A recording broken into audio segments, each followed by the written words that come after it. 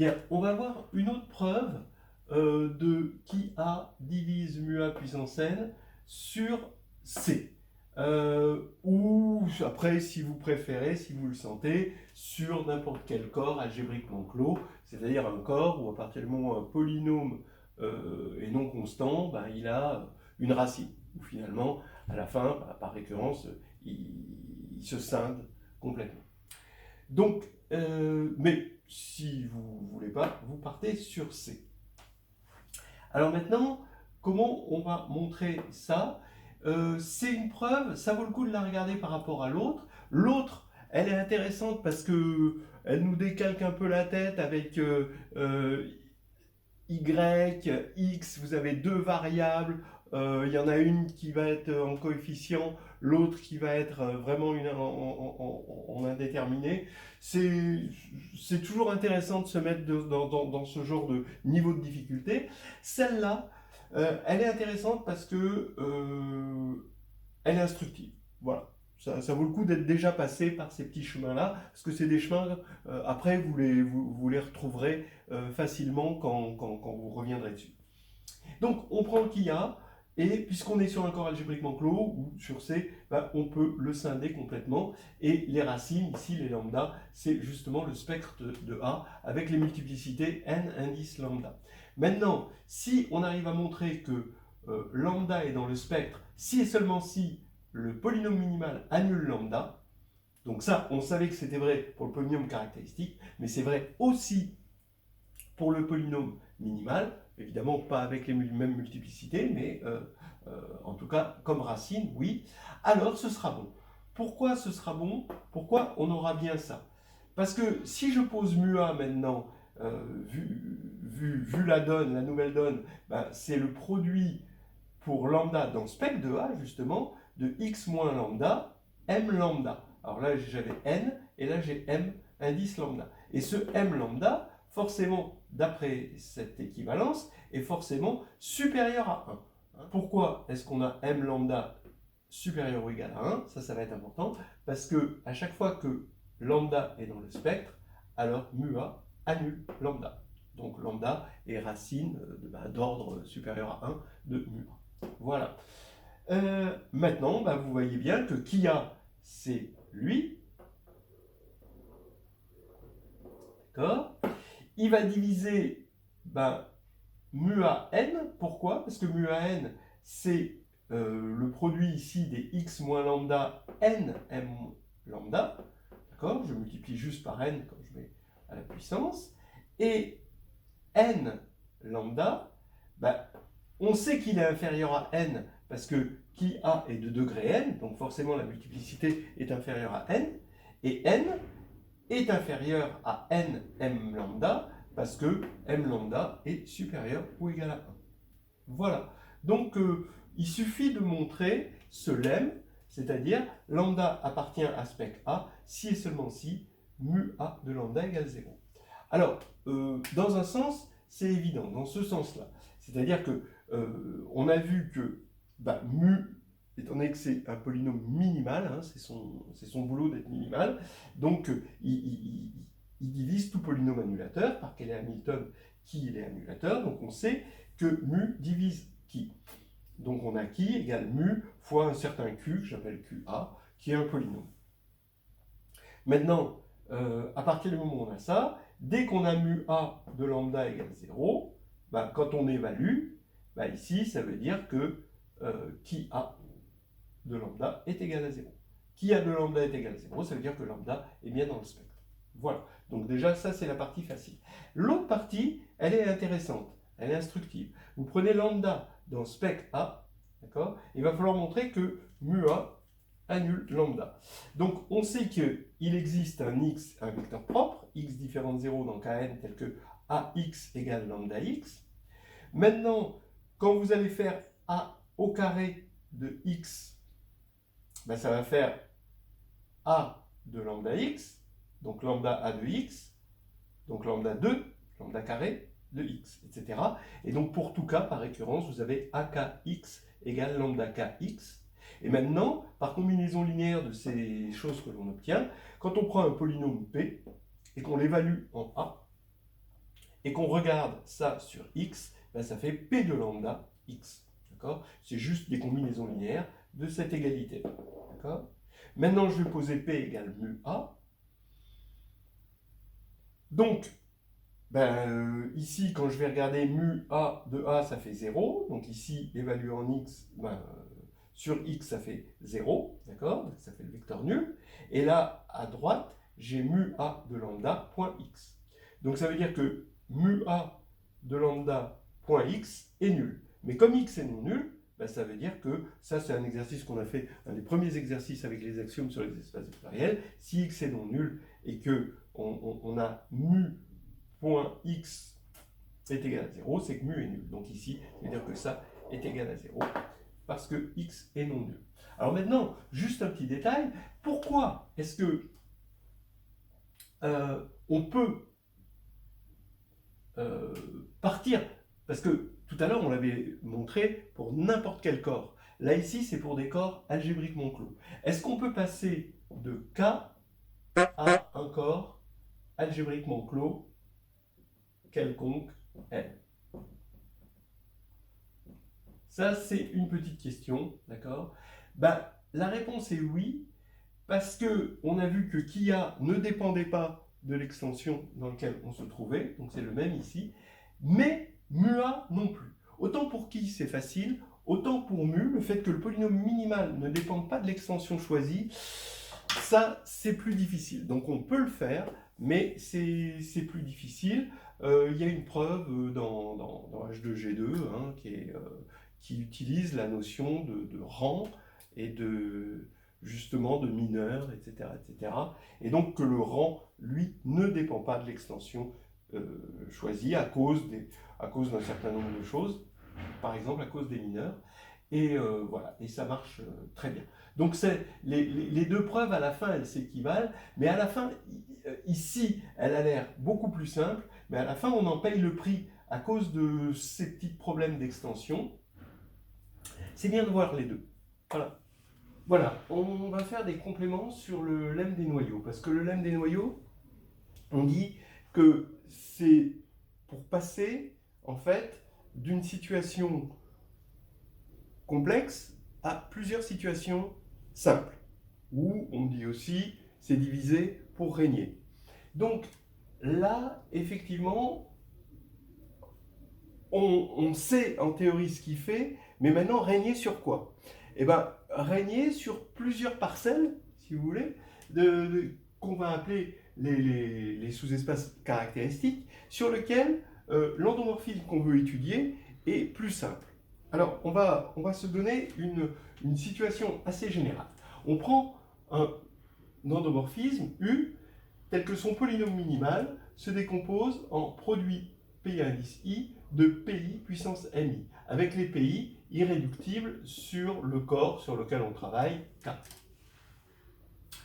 Donc, E, ça va être le noyau de mu U de U, puisque E, c'est le noyau de l'endomorphisme nul, et que mu U de U, c'est l'endomorphisme nul.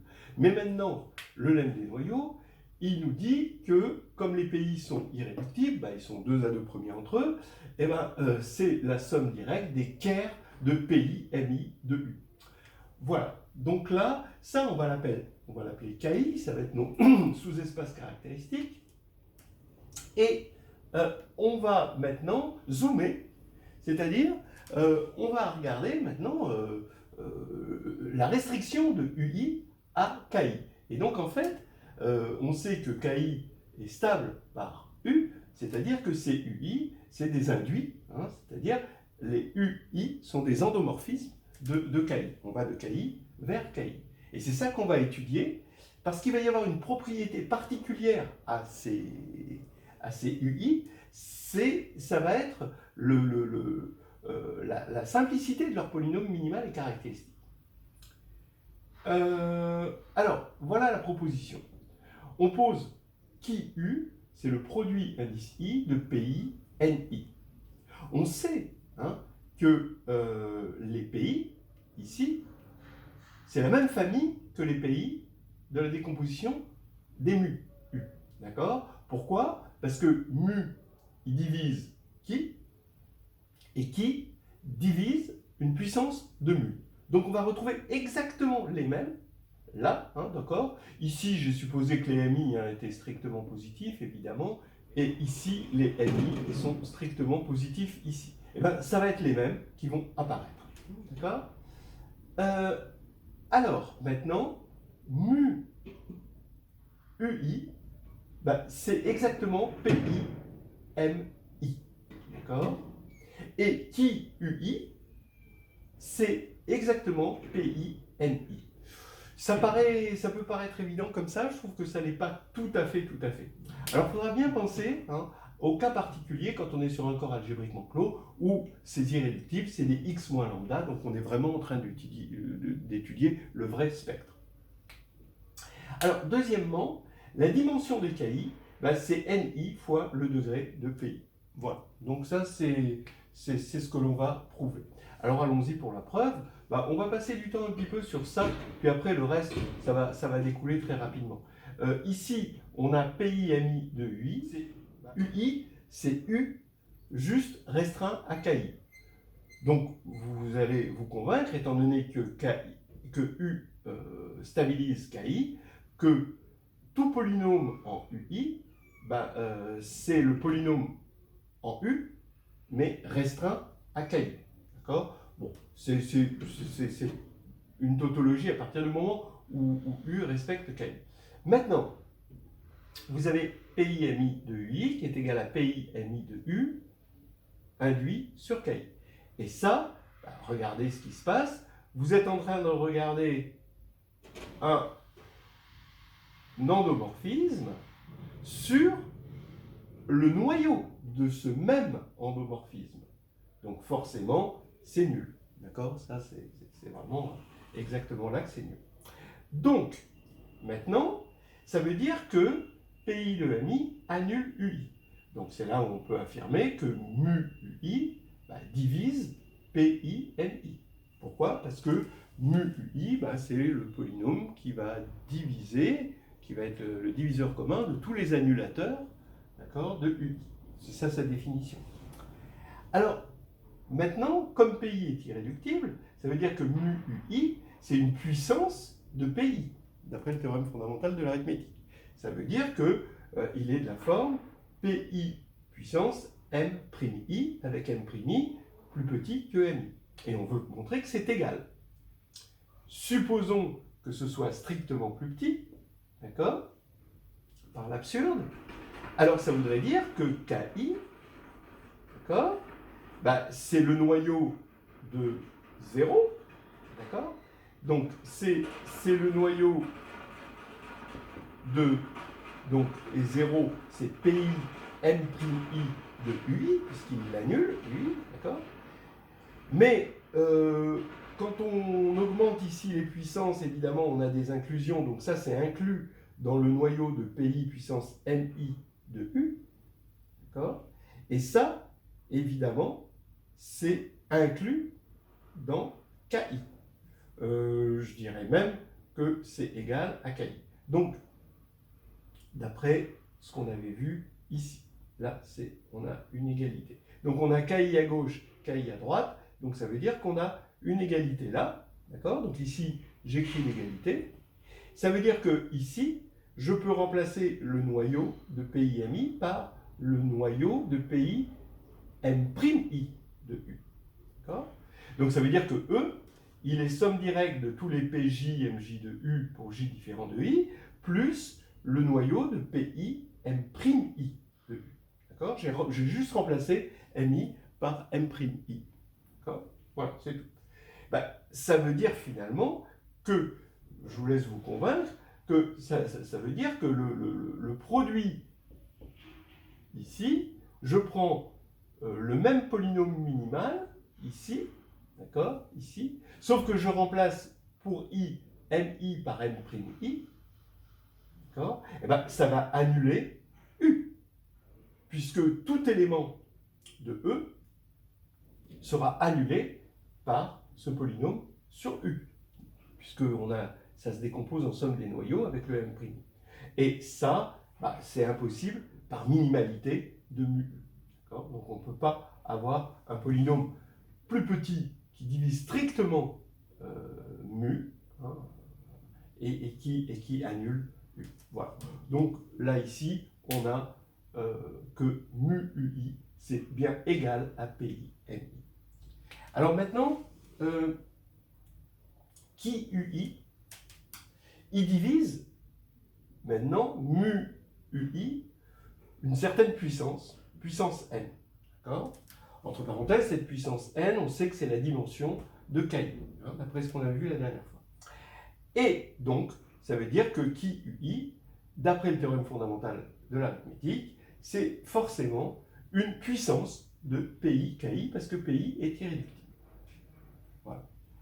Maintenant, comme le produit des pi puissance ni, ça c'est Kiu, c'est égal, d'accord, à Kiu par définition, mais Kiu c'est le produit des Kiui, d'accord. Ça pourquoi? Parce qu'on a une décomposition en sous-espace stable, et donc matriciellement, ça veut dire qu'on a une matrice de U qui peut s'écrire par blocs diagonaux, hein, où les blocs diagonaux représentent les UI. Donc, maintenant, quand on sait que le polynôme caractéristique, dans ce cas-là, c'est le produit des polynômes caractéristiques des blocs diagonaux. D'accord ? Voilà. Et maintenant, c'est qui UI, c'est le produit, donc c'est les PI puissance Ki, d'après ce qu'on a vu. Mais maintenant, par unicité de la décomposition en irréductible, je vous rappelle que les PI sont irréductibles, on a Ki égale Ni. Voilà. Donc ça veut bien dire que PUI égale PI puissance Ni. Et ensuite, tout simplement, on sait que la dimension ici de Ki, c'est le degré du polynôme caractéristique de UI, bien sûr, et donc c'est Ni fois le degré de PI. Voilà, c'est terminé. Alors pensez bien à ça quand on est sur un corps algébriquement clos, c'est-à-dire quand les P sont des x moins lambda. Dans ce cas-là, on a les fameux sous-espaces caractéristiques associés aux valeurs propres. Voilà.